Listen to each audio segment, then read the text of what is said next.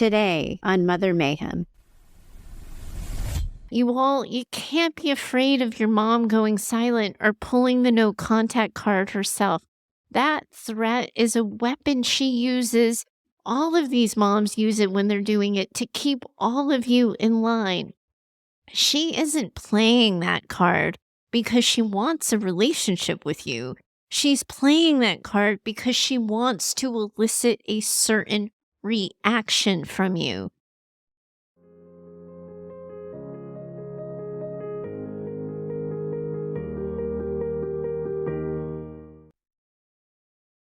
Welcome back to Mother Mayhem, the Narcissistic Abuse Recovery Podcast for daughters. Hi, I'm your host, Heather Gray, and I've really been looking forward to digging my teeth into today's episode. It's a what to say when episode. What do you say when a narcissist says a narcissistic thing? We have 2 listeners submitted letters that allow us to tackle this topic from a couple of different angles. Before diving in, though, I want to clarify something about the scripts that I'm offering all of you in these tricky situations. When I am offering you words, what I'm really trying to do is teach you how to think about these situations. People get stuck in fight, flight, or freeze when dealing with narcissists. All of you already know that because all of you have already been there before. Trauma brain kicks in those moments. And once that happens, you're navigating people pleasing and perfectionism while also trying to dodge the guilt and the shame that your mother so often brings to these situations. Then, as a result, your inner critics start kicking up and they kick up something fierce. Usually, all this does is put you in the passenger seat of your relationships with your mother, but also in the passenger seat of these conversations and interactions.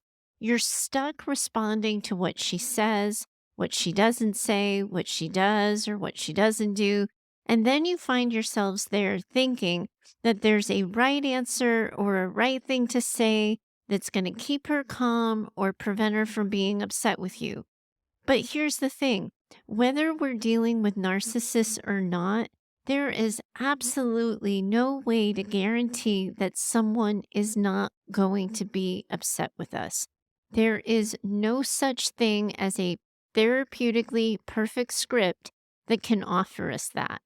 All we can try to do is communicate as transparently as possible. If you listened to last week's episode where I did the holiday rundown and offered strategies for navigating the holiday season, you know that I spent a lot of time encouraging all of you to stay neutral when managing your moms. You want to be brief, concise, and to the point. I get asked a lot about how to avoid taking the bait. The best way to avoid taking the bait is to not try to explain yourself, not to try to defend yourself, and not to take attacks on you or your behavior as truth. When I first started the show, in those first episodes, I taught all of you about what it actually means when we say someone has narcissistic personality disorder. It's important to remember here as we enter this conversation today, because narcissists, they look at their world through a fractured lens, a permanently fractured lens. They see it in terms of how things affect them and their needs. And it's so important to remember that the way they see things is true for them. So arguing with them about their perspective becomes this exercise in total futility, but also you can't accept their interpretation of events as your reality. Their lens is broken, remember? So they might accuse you of never calling, even though you talk to them every other day. They may talk about being last on your list, even though you move heaven and earth for them. They might call you lazy, ungrateful, or criticize you in a myriad of ways. What they say about you does not have to become your own truth. And there's no way of changing that story. Sometimes they actually think it, or sometimes it's just the button they know they can press to get you to jump and dance the way they need you to. Early in my career as a therapist, I worked with this woman, and her husband had OCD, obsessive compulsive disorder. He perceived risk and threat and danger and so many things. And this was because his lens was broken.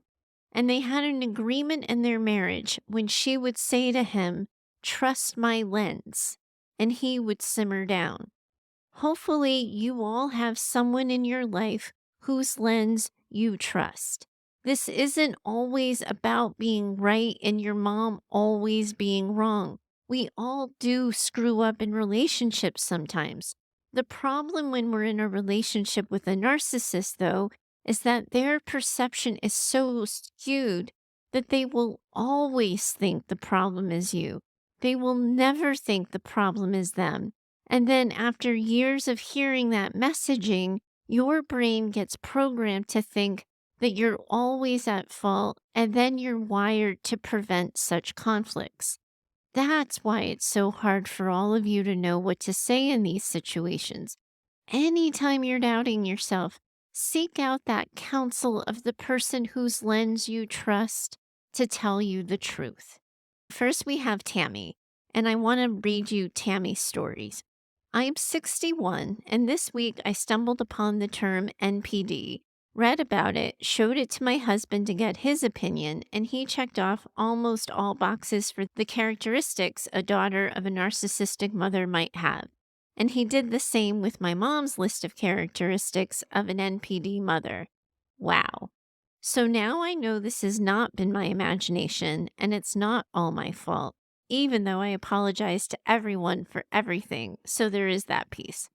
Without knowing that the issue might be my mom all these years, except knowing something is wrong with her, I've lived all my years, since my teens or so, to strive to be nothing like my mom. And I've created a life the exact opposite of her life.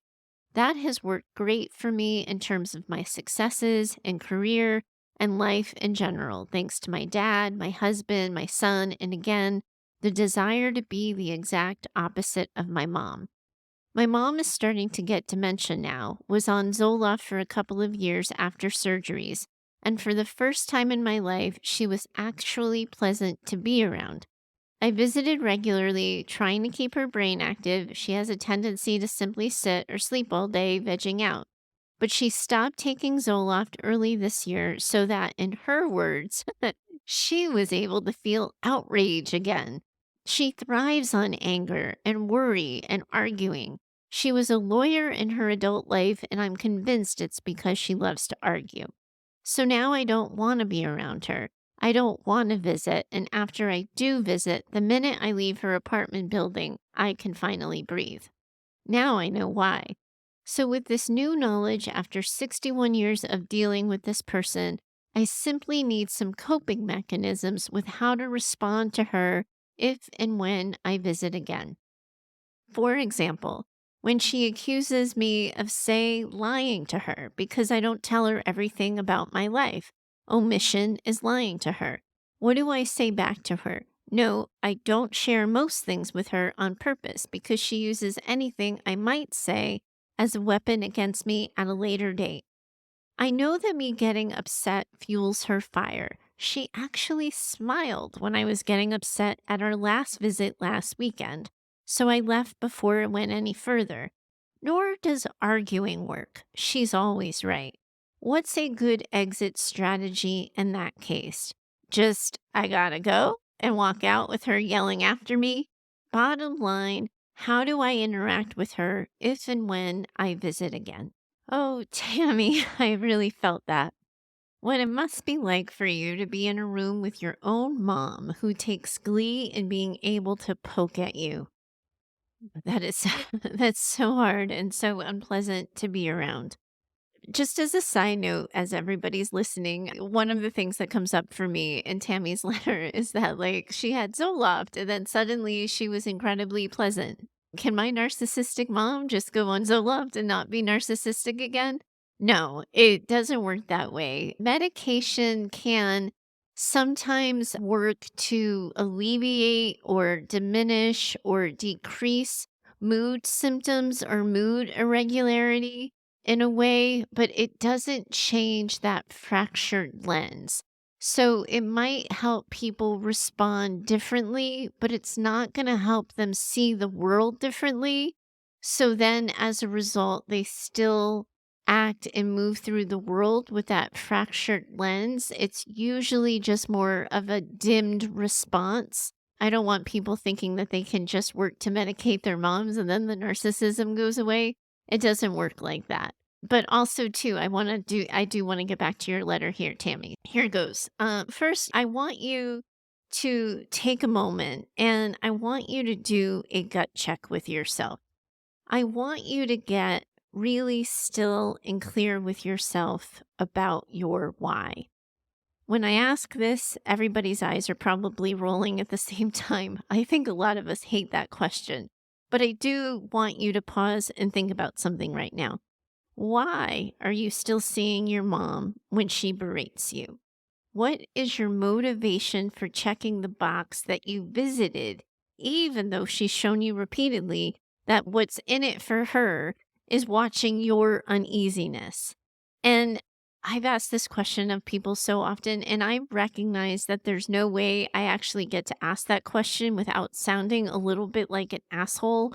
But I promise you, I'm not asking you to be an asshole or to sound like one. I'm saying it because we all stay with toxic people and in toxic relationships for all kinds of reasons. And when we choose to stay with toxic or near toxic or in the company of toxic, we have to be crystal clear with ourselves and honest with ourselves about the choice we're making and why we are making it. Those of you who are staying in contact with your mom have to be honest with yourselves. My mom is emotionally limited. She's incapable of being in a relationship with me that meets my expectations. I'm choosing to stay in contact with her because I don't want her to, for example, die alone. I'm staying in contact with her because cutting her off means cutting my father off. Your reason might be a values-based reason. It might be based on how you see your family or your role in your family. It might be because she's gatekeeping people in your life. That's an issue that we're tackling next week. But whatever your reason for staying in touch and staying connected and in relationship with your mom, you have to be clear with yourselves about this. My mom is this way. She's always going to be this way. By definition, that is what it means to have a personality disorder.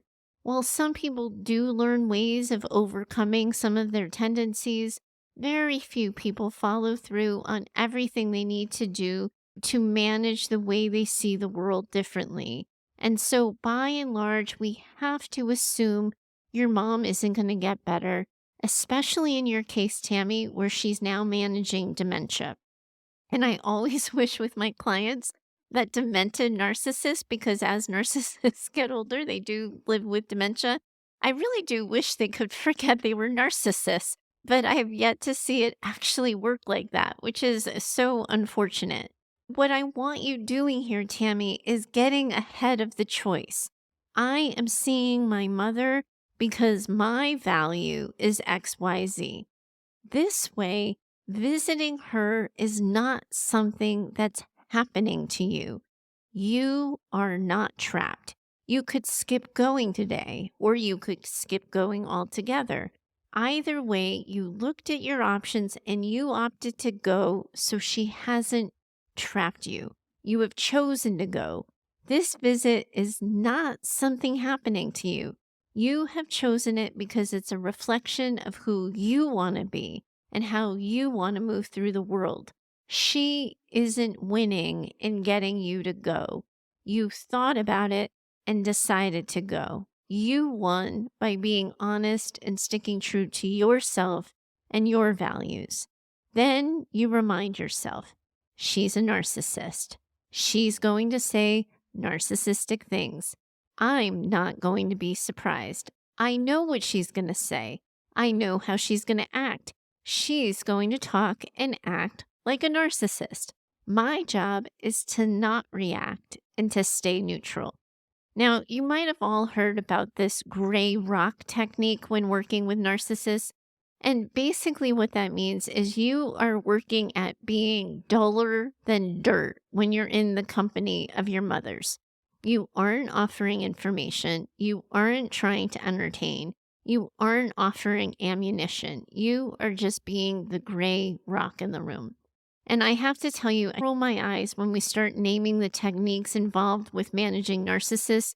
I think that gives narcissists entirely too much power, but it is also an easy way to describe a way of responding to the kind of nonsense that narcissists can bring to our lives. You're going to visit your mom, Tammy, and you're going to arm her up with reminders that her words aren't about you. Maybe you'll come up with a couple of conversation starters for what you're willing to share or what you're willing to talk about so that she doesn't poke too much or ask too many questions. Then, when she starts acting like herself, and we know she will, and she accuses you of lying, you say, I know you think it's lying when I choose not to tell you things. I'm still choosing to maintain my privacy, though. I am willing, though, to talk to you about this book I read, this restaurant I went to, or XYZ. Would you like hearing about those things? If she says no, you can ask her if she has any stories she wants to share. If she goes on the attack, you say something like, thanks, Mom, for the visit. I'm going to get going now. And if she protests or gets argumentative, you say, yeah, I know I'm leaving early. That kind of disappoints me too. We couldn't find things to agree on that we wanted to talk about, so continuing the visit seems forced. Maybe we'll do better next week. I'll call the day before to see if you're feeling up to it. Another thing I've suggested at times of attack would be to say something like, I know you wish I shared more, and that fact that I don't tell you things makes you feel like I'm lying to you. I still do prefer my privacy, though, even though I know it can be hurtful. Would you rather I just leave? Narcissists go after you because they expect you to then go chasing after them for their approval. This is the dance, remember? They have this patterned way of being with you. You then have this patterned way of responding to them. But by changing the pattern and letting them know you aren't afraid of being cut off, that you understand being cut off or being asked to leave, you neutralize the weapon and say, I understand. I'll be going now. I wouldn't want to upset you any further, and I know I'm not changing my mind on this. Here's something for all of you listening. Anytime you are considering using a script I am suggesting, you first want to check on something, and this is crucial. You want to ask yourselves, is this true for me? We all know at this point that I have a little bit of sass to my approach, and how I word things may not feel true for you. They may also feel entirely too direct. Please don't ever think you have to say something that you don't think is true for you or in a way that isn't true for you just because I said to. Because again, remember, there is no perfect, therapeutically perfect script. That includes the ones I offer.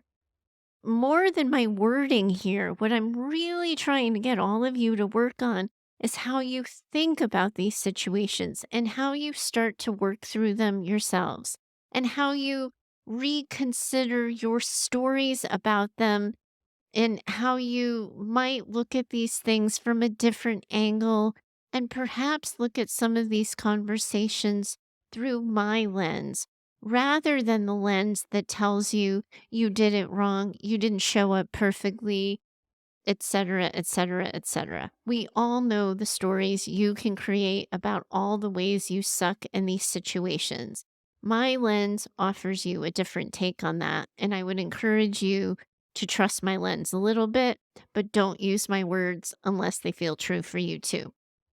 I want all of you to start thinking differently. I want you to be less afraid of conflict, less afraid of not being the good girl. I want all of you to be connecting to your truth, but I want you to own the truth about yourself so strongly that when she starts to say you're lying or you're selfish, you can laugh at the absurdity of it all because you know it isn't true. Tammy and all of you, keep listening because next up we've got Julie. Here's Julie's situation. I started listening to your podcast at the suggestion of a friend. The word narcissist had never entered my mind in regards to my mom. And although I'm not sure it applies, some of the traits you describe do appear to line up. I'm the firstborn daughter of an alcoholic father and a mother who has suffered mental health issues. My parents divorced when I was 7, so my younger siblings and I were raised by a single mom who worked outside the home with little support from family. I would normally categorize my relationship with my mom as close, but I've always felt the need to be the dutiful, good daughter to keep her happy with me.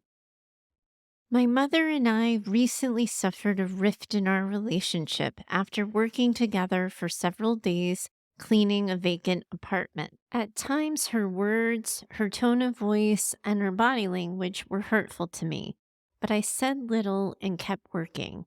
I hustled around to complete tasks, afraid that I might be in the way of what she wanted to do, afraid she might think I was taking too long, of being too much of a perfectionist, or that I was doing something I wanted to do, but that she did not feel needed to be done. Near the end of the last day, she said something that triggered me, and I regret to say I shot back a hurtful response that shocked her. A short time later, I made an awkward attempt to clear the air and smooth out the uncomfortable interaction. I expressed my hurt feelings at things she had said. She replied that I was being defensive, that my inner child was hearing a tone in her voice that didn't exist. I couldn't contain my emotions. I raised my voice a few times and she did the same. Although I apologized for what I said and did that I believed had hurt her, she ended up turning away and refusing to respond to me for the whole 30-minute drive home. As we went our separate ways, she did not look at me, speak to me when I said goodbye, and we had no communication for over a week. We usually visit with each other on Saturdays, but that first Saturday came and went without any contact from her. The next Saturday, I received a text from her asking me to stop by so we could talk and get past this. She greeted me with a smile as if nothing were wrong. She asked, "So, where are we?" I said, "I don't know, Mom, because you weren't talking to me." She offered to tell me what she was thinking, and I listened without interrupting. She said that when I didn't contact her last Saturday, that I was sending a big message. She continued by saying that all she had in her heart for me was love and acceptance, and that the problems we had at the apartment resulted from me misunderstanding and misinterpreting her. She finished by saying that going forward, she would live in fear of saying or doing the wrong thing around me. I then shared my perspective. When I repeated something hurtful she had said, she responded that she had never said that, or she didn't say it that way. When I challenged some of her actions or her comments, she suggested that I had misunderstood and she meant nothing by them. She said she'd only been worried about me at the apartment, concerned that my OCD tendencies were in control. Our discussion became painful and difficult, sometimes including raw emotions and long silences. We never learned how to express our painful emotions in a healthy way with one another. At one point, I quietly admitted that I had been afraid of her my whole life. Terribly hurt, she asked if she was supposed to accept that. After 2 hours, we ended up agreeing to get together next Saturday to continue talking through our difficulties. That next Friday, I received a text from her saying, "Unless we're having a family get-together, let's skip our Saturday visits for a while." I responded that I felt it was important for us to continue talking to get past this. She said she agreed, but that she was just not ready. That was 2 weeks ago, and there's been no communication between us. We have some family birthday celebrations coming up, but I don't want to go and pretend everything's okay. I feel like I made a mistake speaking honestly and being my authentic self with my mom. I should have continued to play the role I've always played to keep the peace because not doing so results in this excruciating limbo that affects my entire family. I'm struggling with the difference between reality and what my perception of events are. Perhaps I'm perceiving things through a distorted lens, and she's right that I attacked her and she's the wounded party. Are my feelings valid even though they're not based on an accurate assessment of events, but on my distorted perception of events? Do I need to stop being so hyper vigilant and oversensitive?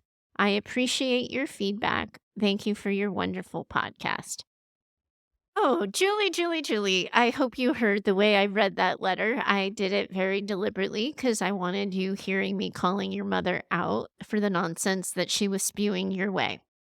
And I know that it's been a while since you wrote in with this question, and the circumstances have probably very likely changed in that time. And I so hope, Julie, that you've gotten some support through this in that time, and that perhaps even some of the episodes of the show that have come out since then were able to fill in for me while you've been waiting for my response here. I also hope, in all honesty, that you can hear the collective response from the audience of fellow daughters listening in on this, because I promise you, if you could hear them, you would hear them shouting at their phones and at their gadgets. Julie, no, you did nothing wrong with speaking your truth. Clark, my editor for this show, is probably like, what the fuck, Heather? You just screamed into your microphone. It's okay, Julie. I'm with you. You did nothing wrong by calling your mom out.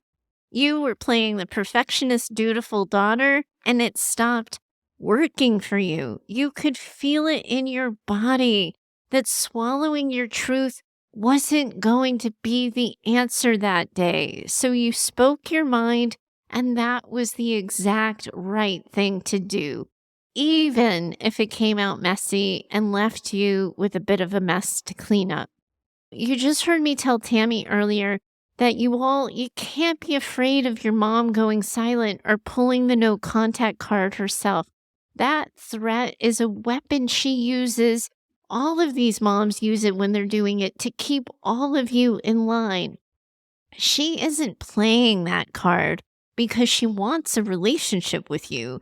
She's playing that card because she wants to elicit a certain reaction from you. Think about what that behavior is telling you, though.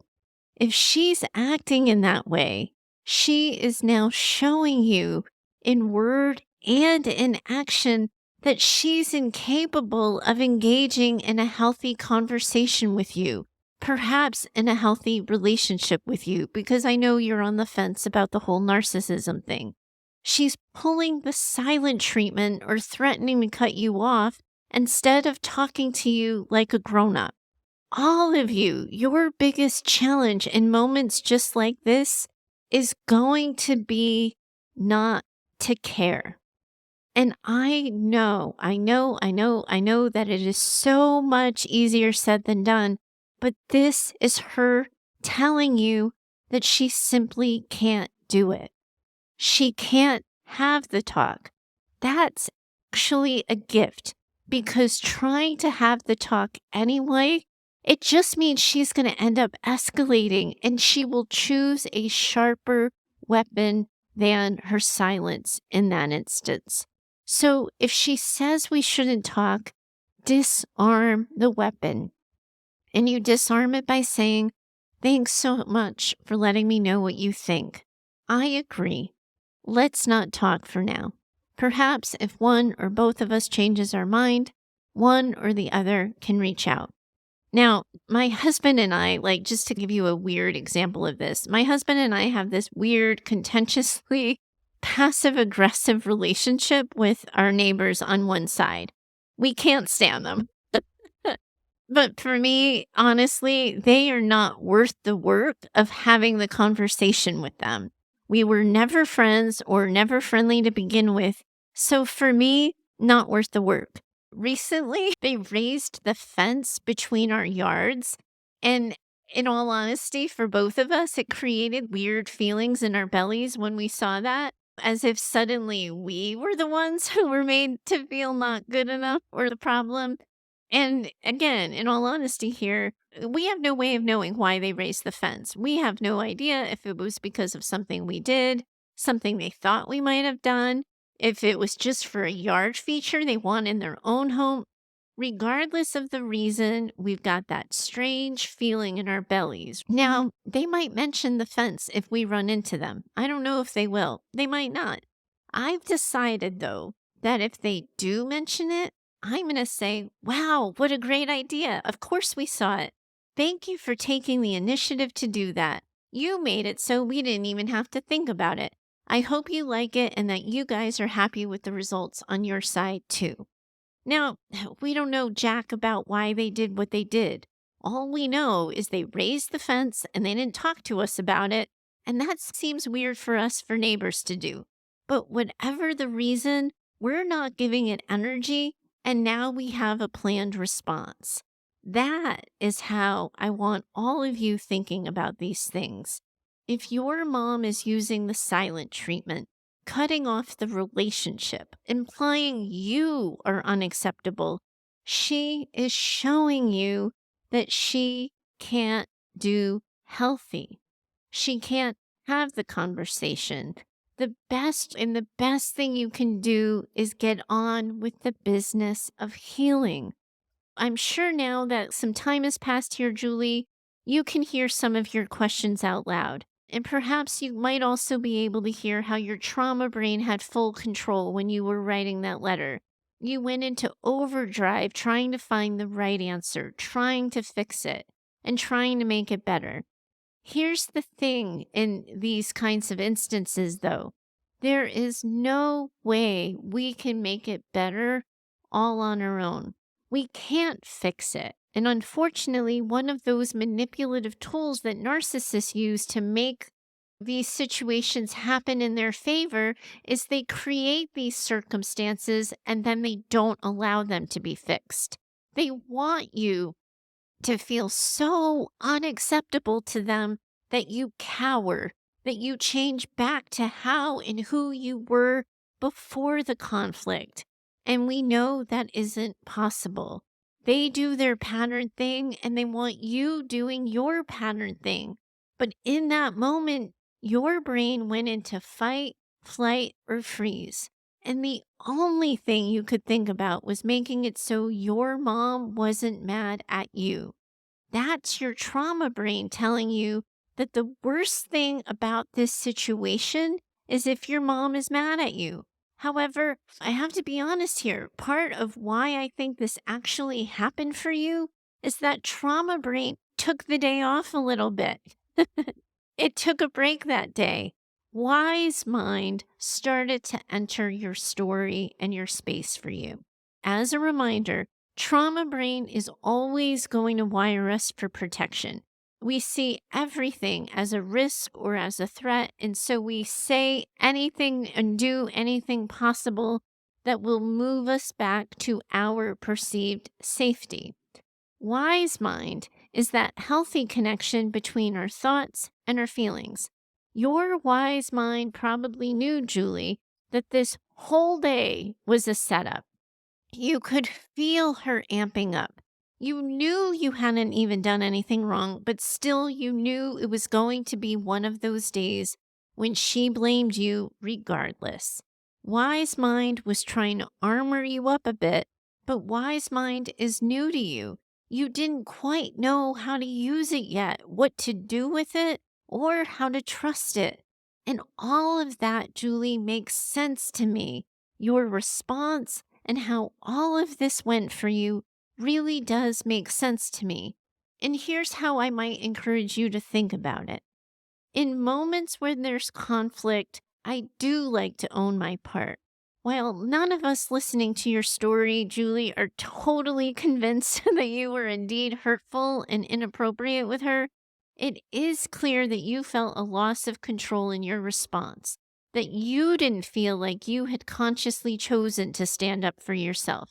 And making that choice consciously is super important when we're trying to take ownership of our truth and our own expectations.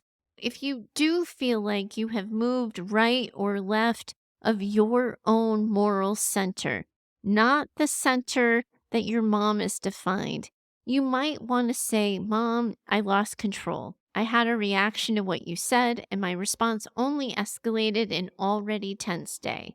I wish I had been more cautious and careful.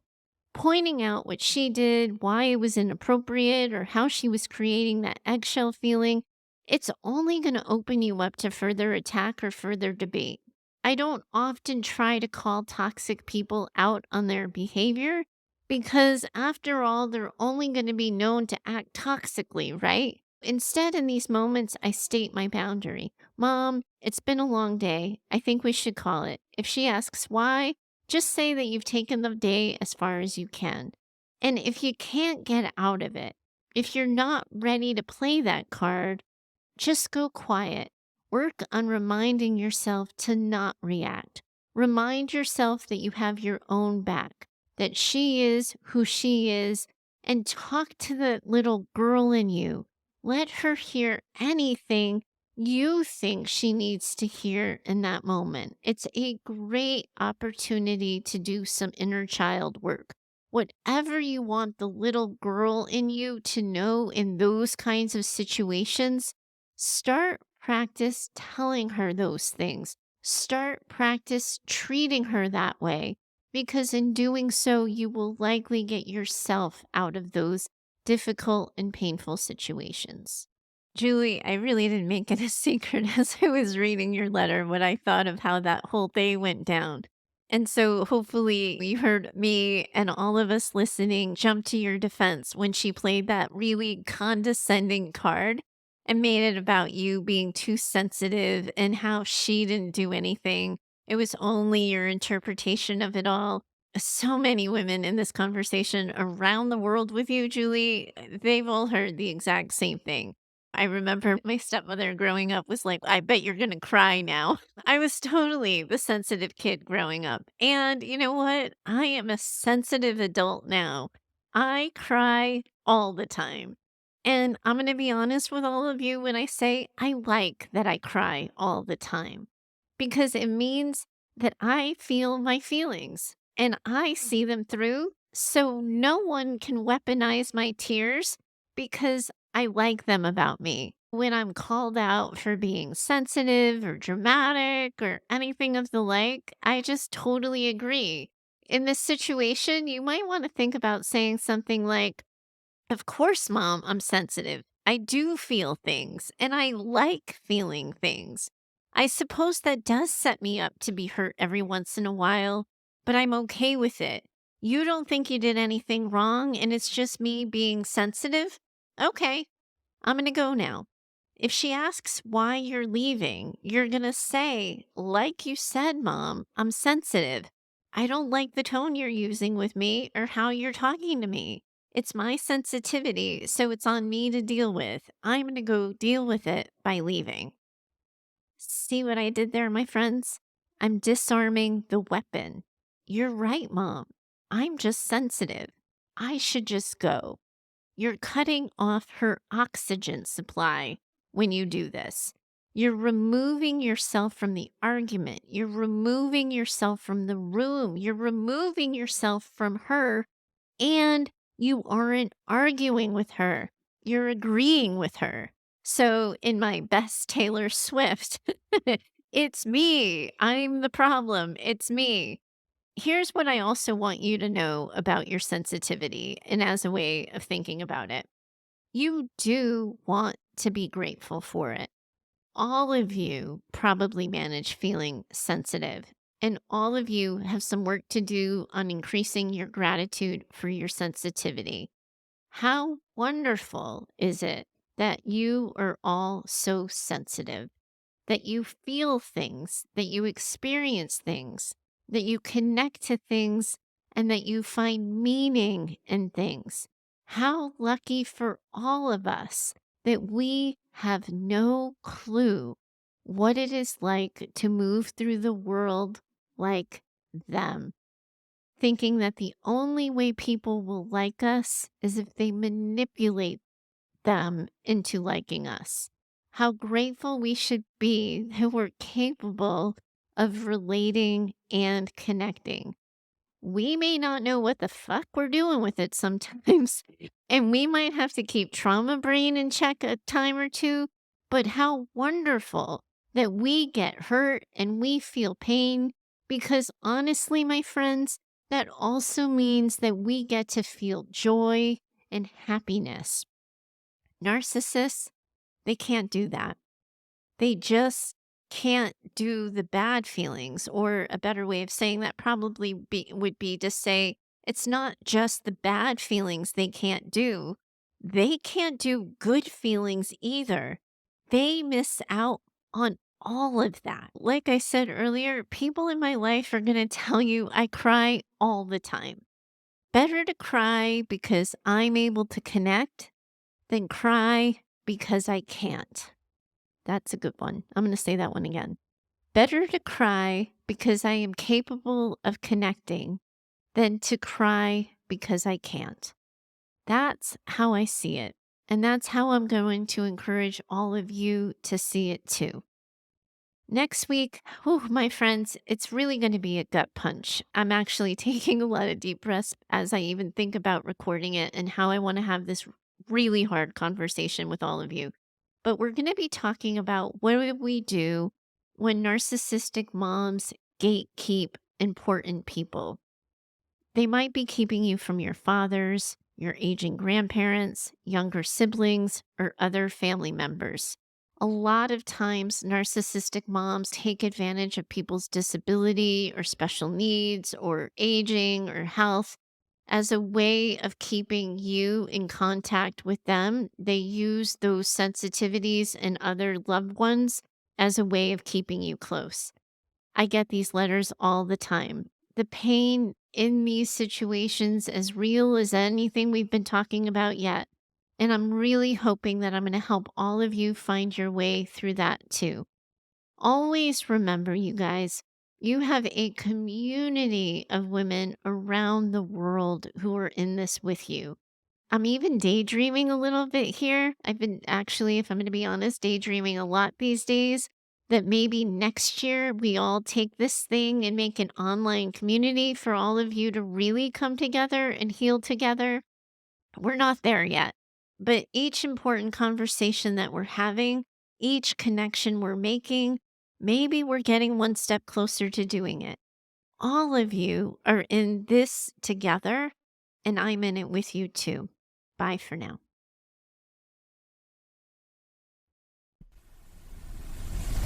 I'm so grateful that you're here.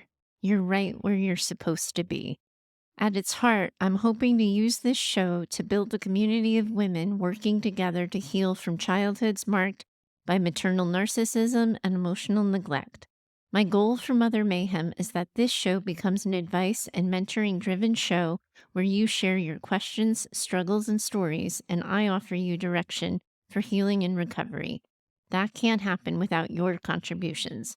I invite you to send a recorded voice memo or write in an email with your questions and things you're struggling with. You can always find me over at heather@daughtersnpd.com. To connect further, I invite you to find me over at Instagram and occasionally on TikTok at DaughtersNPD. If you know another woman who needs this conversation in her life, I'm going to ask that you share the show with her. You can help me get the word out with your reviews and social shares of the show, and I hope you'll consider doing so. Special thanks to Heather Clark for editing this show. She's in my head and knows what I meant to say when the words come out backwards. Thanks for your time today. I'm always in it with you. Bye for now.